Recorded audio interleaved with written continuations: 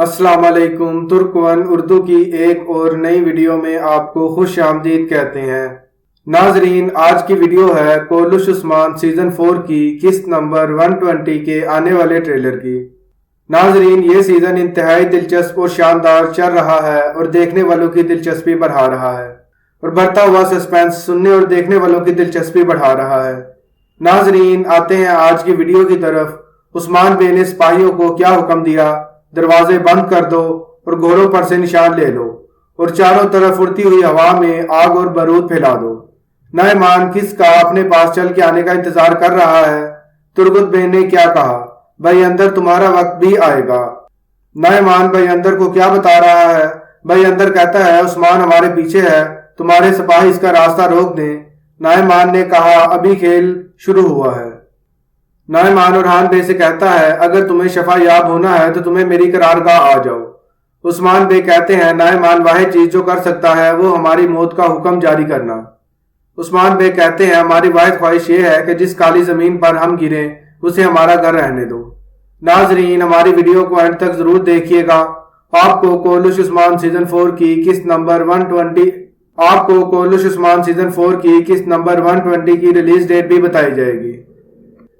اگر آپ ہمارے چینل پر نئے ہیں تو ہمارے چینل کو سبسکرائب کریں اور ساتھ لگے بیل آئیکن پر بھی کلک کریں تاکہ ہماری ہر آنے والی ویڈیو سے باخبر رہ سکیں۔ اگر آپ ترکی کے تمام تاریخی ڈرامے اردو ترجمے کے ساتھ دیکھنا چاہتے ہیں تو اپنے موبائل یا لیپ ٹاپ میں موجود پلے اسٹور پر جائیں اور مکی ٹی وی آفیشیل ایپ کو ڈاؤن لوڈ کریں۔ اس ایپ کا لنک ویڈیو کی ڈسکرپشن میں موجود ہے۔ ناظرین، اگر آپ سلطنت عثمانیہ کے دوسرے سلطان اورحان غازی پر تفصیلی ویڈیو دیکھنا چاہتے ہیں اوپر دیے گئے لنک پر کلک کریں۔ ناظرین، اوپر بتائے گئے موضوعات پر تفصیل سے وضاحت کرتے ہیں۔ ناظرین، عثمان بے نے بڑی آسانی سے پہلے نعمان کے پکڑے ہوئے سپاہیوں کو نعمان کے خلاف بغاوت پر اکسایا تاکہ یہ سپاہی وہاں جا کر یہ بتا سکیں کہ نعمان نے اسلام قبول کر چکا ہے، اور وہیں دوسری طرف عثمان بے نے نعمان کی قرارگاہ پہنچ کر نعمان کی متحدی قبول کر لی۔ عثمان بے کا واحد مقصد نعمان کی متحدی قبول کر کے اس سے راز اگلوانا ہے جن کے ذریعے نعمان کو ان کے علاقوں پر کمزور کر سکتا ہے۔ نعمان کو مدد کہاں سے مل رہی ہے؟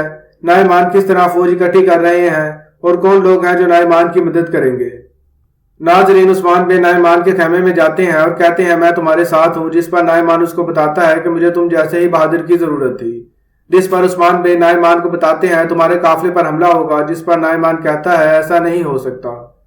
عثمان بے کا یہ سب کرنے کا واحد مقصد ہے نعمان کا اعتماد حاصل کرنا، اور نعمان کے کمانڈر آتے ہیں اور کہتے ہیں ہمارے قافلے پر حملہ ہوا ہے۔ نعمان حیران ہوتا ہے اور عثمان بے سب کچھ جانتے ہیں۔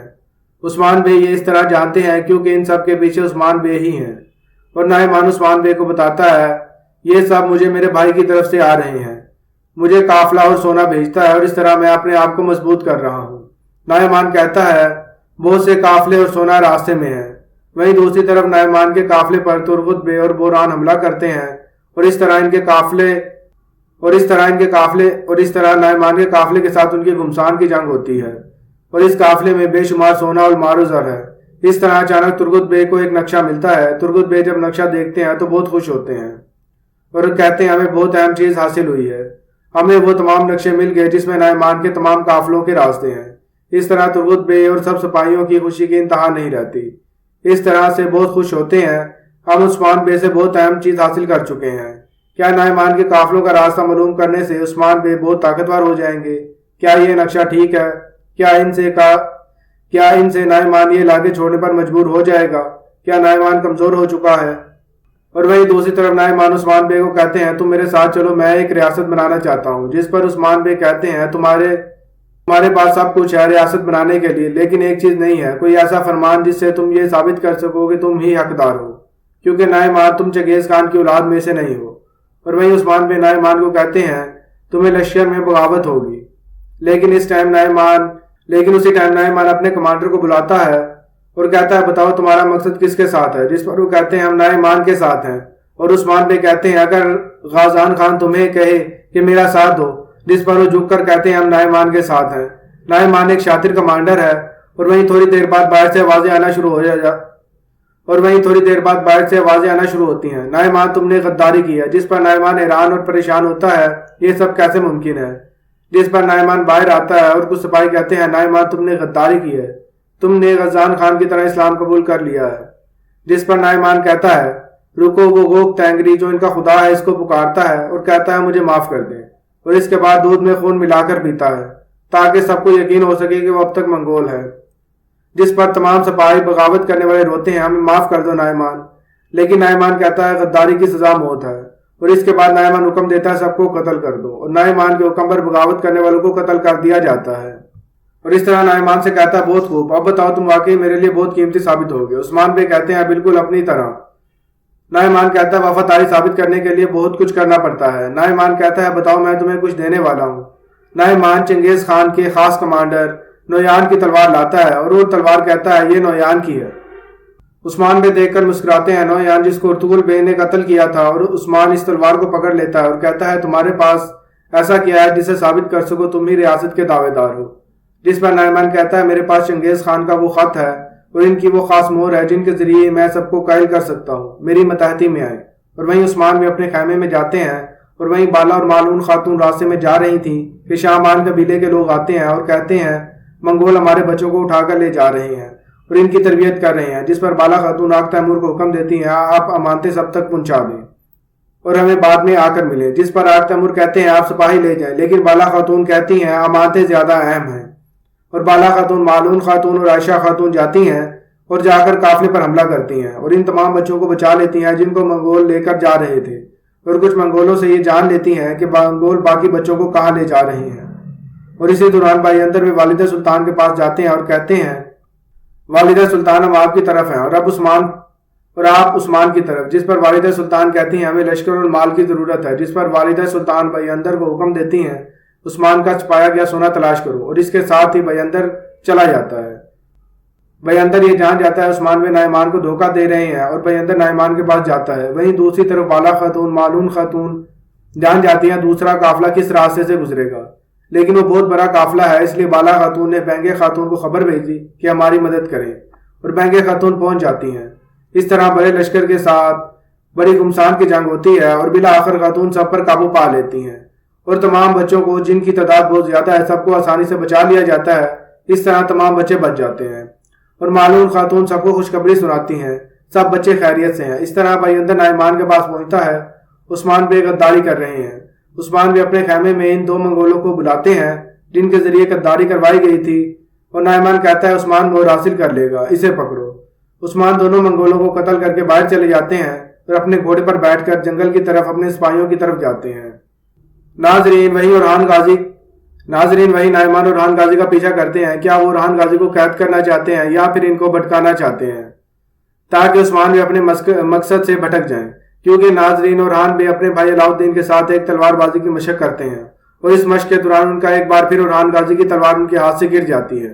اس کی وجہ ہے زہر کی وجہ سے ابھی تک ان کے ہاتھ میں پہلے جیسی طاقت نہیں آ رہی، جس پر علاؤ الدین اپنے بھائی کی تلوار اٹھا کر دیتے ہیں، لیکن ارحان کہتے ہیں علاؤ الدین اب آپ کسی سے کوئی ذکر نہیں کریں گے، میں اس کا خود حل تلاش کروں گا۔ اور وہیں ارحان بے اپنی تلوار زمین پر مارتے ہیں اور چلے جاتے ہیں۔ وہیں نعمان کے جاسوس یہ سب کچھ دیکھ رہے تھے اور سارا ماجرا نعمان کو بتاتے ہیں۔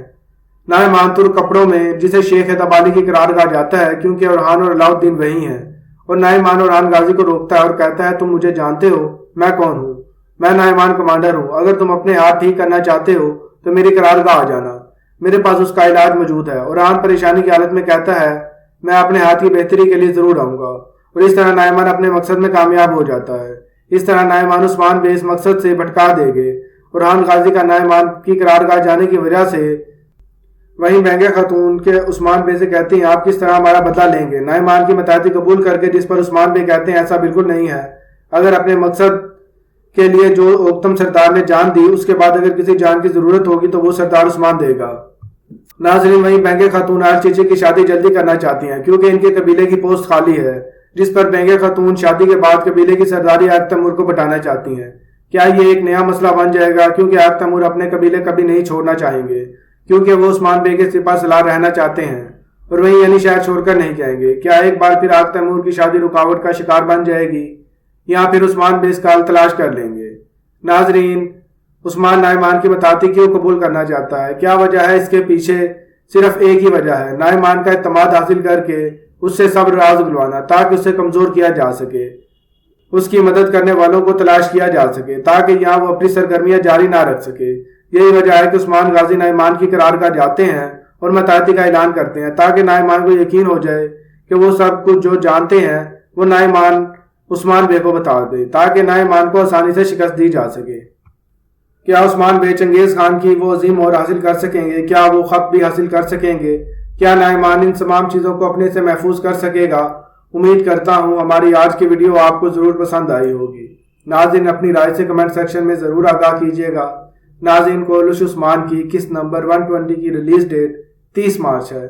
اگر آپ نے ابھی تک ہمارے چینل کو سبسکرائب نہیں کیا تو سبسکرائب کریں اور ساتھ لگے بیل آئیکن پر بھی کلک کریں تاکہ ہماری ہر آنے والی ویڈیو سے باخبر رہ سکیں۔